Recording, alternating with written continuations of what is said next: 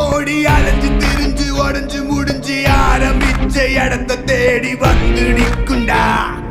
எல்லாம் முடிஞ்ச பின்ன எரிய போறோம் புதைய போற சொர்க்க நரகம் போனதுக்கு சாட்சி இல்லடா.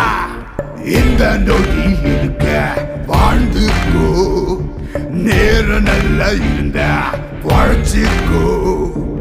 எதுவும் இங்க சரியும் இல்ல தவறும் இல்ல போடா.